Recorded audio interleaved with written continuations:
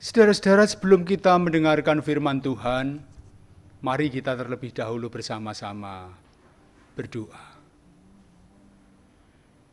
Ya Tuhan, di tengah-tengah kelelahan dan kepenatan yang kami alami oleh karena proses kehidupan yang berat saat ini, kini kami menyiapkan diri kami untuk menerima firman-Mu. Oleh firman-Mu itu kami berharap mendapatkan kekuatan yang baru untuk melanjutkan jalan kehidupan kami. Karena itu kirimkanlah Roh Kudus kepada kami Tuhan, hadir dan masuk di dalam rumah-rumah kami, untuk memperkuat sendi-sendi kehidupan rumah tangga kami masing-masing. Di dalam nama Tuhan Yesus Kristus, kami memohon dan menyambut firman-Mu. Amin.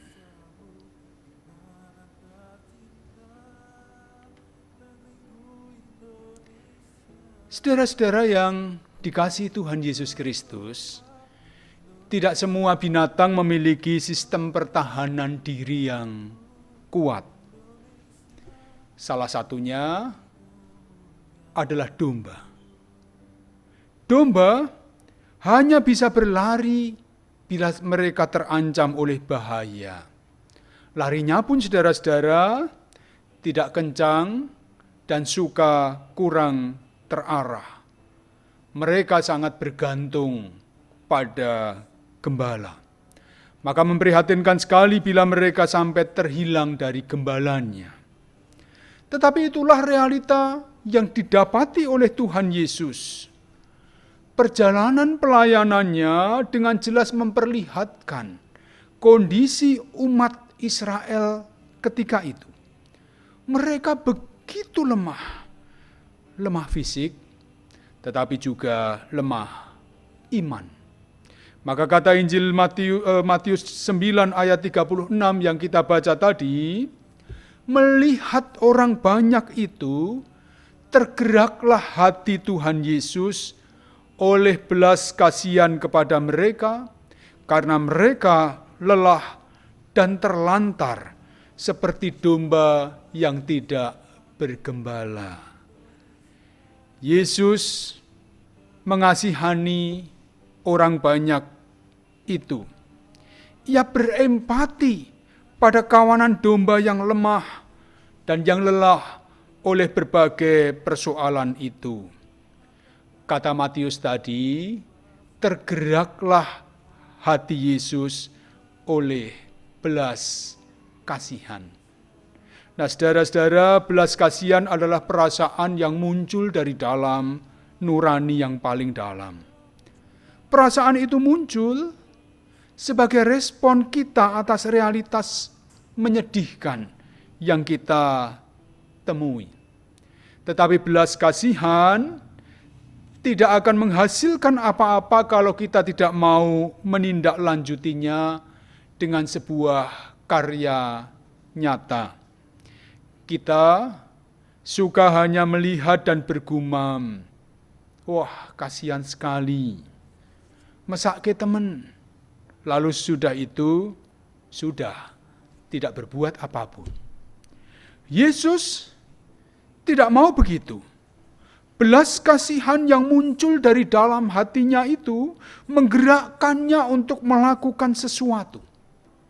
Maka ia mengatakan kepada murid-muridnya, tuaian memang banyak, tetapi pekerja sedikit.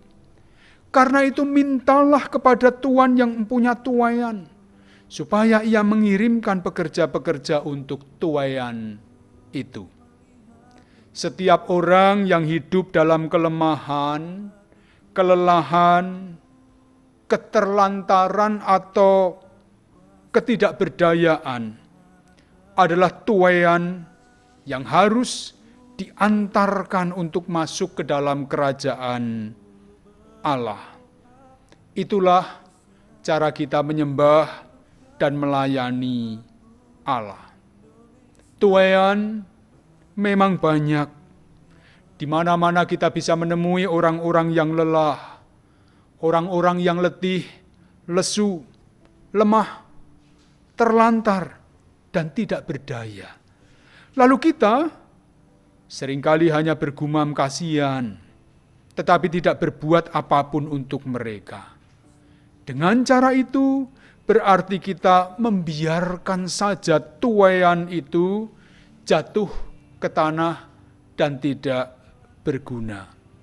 Padahal sebetulnya kalau kita mau melakukan sesuatu, saudara-saudara, mungkin Tuhan akan membuat tuaian itu menjadi komunitas yang menyembah dan melayani Tuhan dengan cara mereka masing-masing. Pada suatu hari, saudara-saudara, seorang petani Skotlandia yang sangat miskin mendengar tangisan seorang anak kecil yang rupanya ternyata terperosok ke dalam lumpur yang dalam. Itu lumpur hidup, lumpur yang menenggelamkan orang itu sampai ke dasar bumi sana.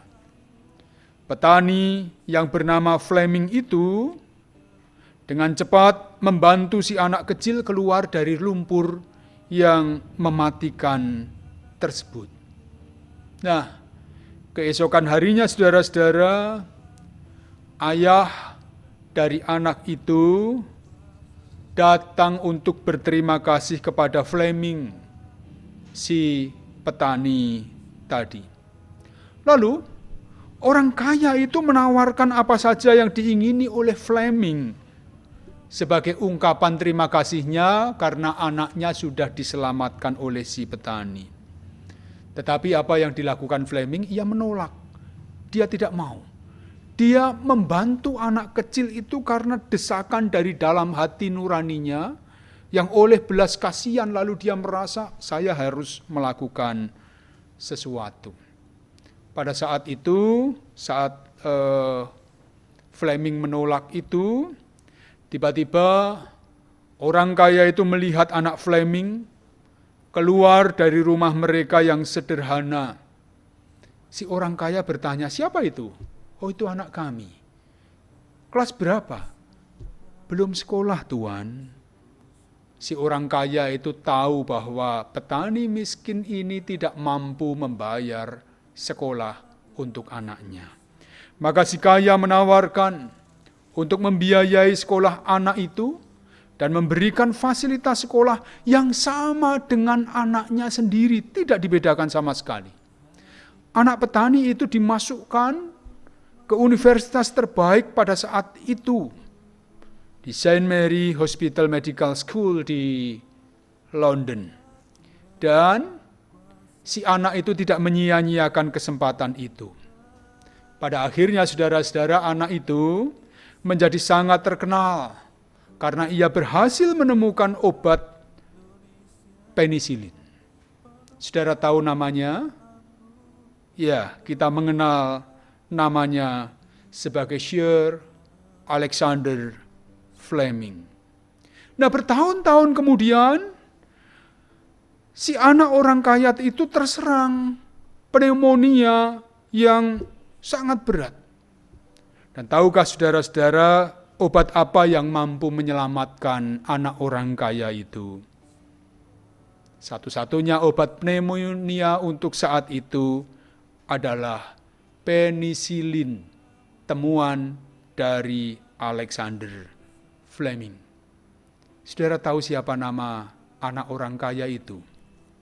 Dia bernama Sir Winston Churchill, seorang Perdana Menteri Inggris.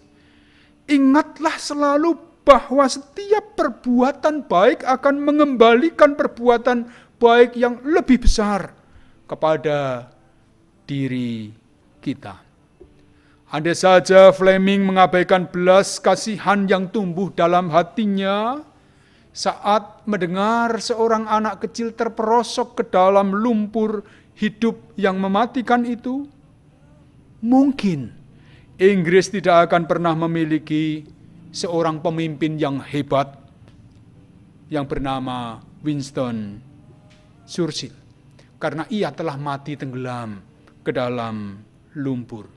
Sebaliknya juga bila ayah Winston Churchill tidak menyekolahkan anak petani itu dan membiarkan saja desakan belas kasihan dari dalam hatinya, maka mungkin saja Sang Perdana Menteri, dan ribuan atau jutaan orang lain yang mengidap pneumonia tidak akan terselamatkan. Nah, saudara-saudara, para murid diajak untuk menjadi penuai dengan jalan mengasah dan menguji setiap suara dalam hatinya agar menjadi gerakan nyata yang hidup bersama. Belas kasihan yang ada dalam hati itu harus diwujud nyatakan. Menguji hati biasa kita lakukan tiap-tiap kali sebelum kita mengikuti sakramen perjamuan. Dalam pengujian itu, kita diingatkan pada panggilan Tuhan agar setiap kita menyerahkan diri kepadanya menjadi para penuai. Sebab sekalipun kita sendiri lemah dan tidak berdaya oleh kuasa dosa, tetapi sakramen perjamuan menyediakan kekuatan bagi setiap kita untuk mengatasi kelemahan itu. Dengan begitu, tidak ada alasan lagi bagi kita untuk mengabaikan kawanan yang lelah dan terlantar oleh berbagai macam persoalan dalam hidupnya. Justru sebaliknya, sakramen perjamuan menumbuhkan semangat pelayanan yang dikerjakan dengan sungguh-sungguh, menumbuhkan semangat melayani yang lebih hebat kepada dunia ini. Semangat pelayanan yang dikerjakan secara bersama-sama dalam satu komunitas yang bernama gereja.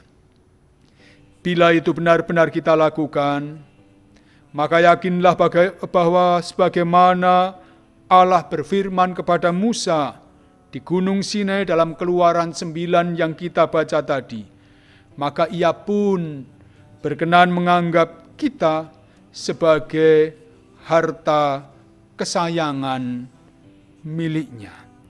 Firman-Nya dalam Keluaran 19 ayat 5 tadi. Jadi sekarang, jika kamu sungguh-sungguh mendengarkan firman-Ku dan berpegang pada perjanjian-Ku, maka kamu akan menjadi harta kesayangan-Ku sendiri dari antara segala bangsa, sebab Akulah yang empunya bumi. Pada masa itu, saudara-saudara, seorang raja di Israel akan memiliki banyak harta kesayangan yang biasanya disimpannya baik-baik, dimasukkan dalam kotak-kotak penyimpanan dan dijaga sangat ketat. Namun sesekali harta kesayangan tadi akan diambil dari kotak itu, lalu diangkatnya, lalu sang raja itu akan berkata kepada harta kesayangannya tadi,